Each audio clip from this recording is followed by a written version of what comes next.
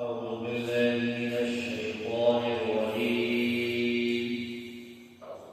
بسم الله الرحمن الرحيم. الحق من ربك فلا تكونن من الممترين. ولكل وجهة وموليها فاستبقوا الخيرات أينما تكونوا يأت بكم الله جميعا إن الله على كل شيء قدير.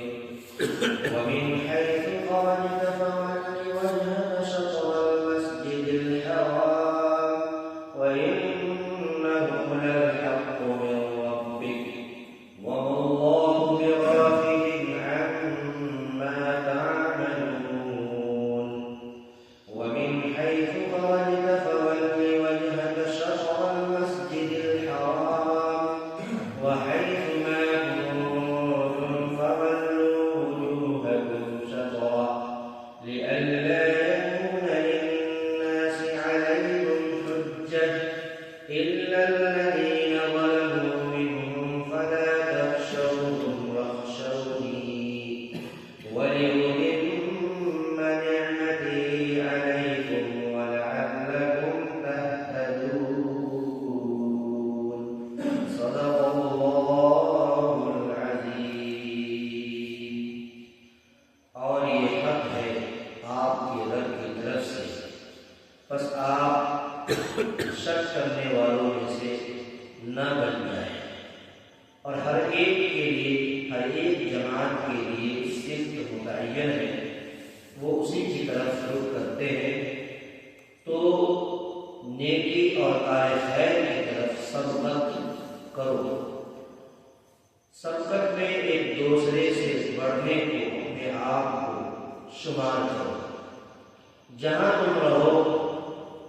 لائے گا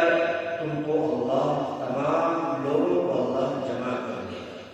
بے شک اللہ تبارک و تعالیٰ ہر چیز پر قادر ہے. اور جس جگہ سے تم نکلو، خروج کرو،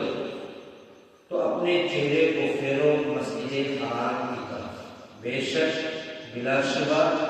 تمہارے رب کی طرف سے یہ حق ہے،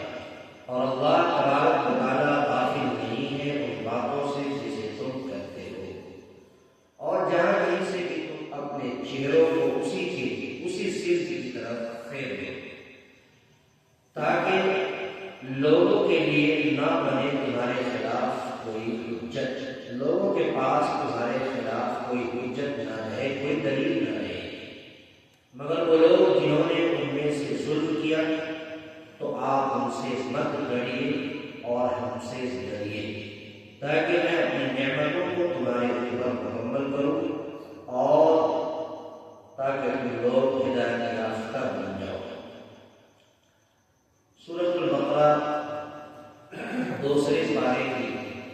تفسیر اور ترجمہ شروع ہے. اس سے گزشتہ ہفتے کے اندر یہ بات آئی تھی کہ وہ لوگ ہیں جن کو کتاب دی گئی، جو اہل کتاب کہلاتے ہیں، ان کے پاس اگر کوئی واضح نشانیاں بھی آپ لا کر کے دے دیجیے تو وہ لوگ جن کے دلوں کے اندر غش فہمی ہے، وہ اس بات کے لیے کبھی گواہ نہیں ہوں گے، کبھی امانہ نہیں ہوں گے کہ وہ لوگ آپ کے قبلے کی اتباع کریں. یہ بات کبھی نہیں ہو سکتی. اور وہی لوگ ہیں کہ جو ان لوگوں میں سے، اہل کتاب میں سے جو عالم ہیں، توریت کو جانتے ہیں، پڑھتے ہیں، وہ اس بات کو بخوبی جانتے ہیں کہ کیا حق ہے کیا غلط ہے. وہ ایسا جانتے ہیں جیسا کہ اپنے بیٹوں کو پہچانتے ہیں. اس سے قبل یہ آیت گزری. یہاں پر انہیں باتوں کی تائید میں آیت لائی گئی کہ یہ جتنی باتیں پچھلے آیتوں میں بات کہی گئی ہے، یہ سب ہے، یہ سب کے سب حق ہے. آپ کے رب کی طرف سے، آپ کے فرمان اور آپ کے رب یعنی الہی کی طرف سے جو باتیں کہی گئی یہ بالکل سچ ہے. تو گویا آپ تمام لوگوں میں ایسے نہ بنیے جو لوگ شک کرتے ہیں، تو آپ بھی شک کرنے والوں میں شمار اپنے آپ کو مت کیجیے. الحق من ربک فلا تکونن من الممترین، کہ پچھلی جو بھی باتیں کہی گئی وہ حق ہے آپ کے رب کی طرف سے، تو آپ کسی بھی طریقے سے شک کرنے والوں میں سے اپنے آپ کو شمار نہ کیجیے، شک کرنے والوں میں سے نہ بنیے۔ اب اگلی آیت کے اندر یہ کہہ رہے ہیں کہ جو قبلہ، جو تحویل قبلہ کا جو حکم نازل ہوا، اللہ تبارک و تعالیٰ نے ہر ایک کے لیے، ہر ایک جماعت کے لیے ان کا ایک صفت متعین کر دیا ہے، ان کا ایک صفت متعین کر دیا ہے جس کی طرف وہ رخ کرتے ہیں، جس کی طرف اپنے چہرے کو پھیرتے ہیں، اور جس کی طرف جو ہے رخ کر کے اللہ تبارک و تعالیٰ کی عبادت کرتے ہیں۔ تو اللہ تبارک و تعالیٰ نے فرمایا کہ جب تمہارے لیے رخ متعین ہو گیا تو تم اب نیکی کے کاموں میں ایک دوسرے کے ساتھ سبقت کرو، یعنی مقابلہ آرائی کرو کہ نیکی میں کس قدر ہم دوسروں سے آگے بڑھ جائے۔ گویا کہ اللہ تبارک و تعالیٰ نے یہ کہہ کر اس بات کی طرف اشارہ کر دیا کہ اب تم ایک دوسرے کے ساتھ جھگڑے میں نہ پڑو، ایک دوسرے کے ساتھ جو ہے دلیل و حجت میں نہ پڑو، بلکہ کس طریقے سے اپنے آپ کو سبقت لے جا سکتے ہو اس کی طرف جو ہے تم بھاگو دوڑو، یہ تمہارے لیے بہتر ہوگا، کیونکہ تم جہاں کہیں بھی رہو گے، کس جگہ پر بھی رہو گے، اللہ تبارک و تعالیٰ تم سب کو جمع کرے گا۔ وَلِكُلٍّ وِجْهَةٌ، اور ہر ایک جماعت کے لیے، وجہت کے معنی شک یعنی رخ کے ہیں، کہ ہر ایک جماعت کے لیے رخ متعین ہے، ہوا مولی ہے تو وہ اس کی طرف رخ کرتے ہیں۔ فَاسْتَبِقُوا الْخَيْرَاتِ، تو آپ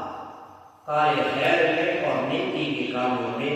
ایک دوسرے کے ساتھ بڑھ چڑھ کر حصہ لو اور ایک دوسرے کے ساتھ مقابلہ آرائی میں آگے بڑھو۔ اَيْنَمَا تَكُونُوا يَأْتِ بِكُمُ اللَّهُ جَمِيعًا، اور جہاں کہیں بھی تم رہو گے، جس جگہ پر، جس مقام پر رہو گے،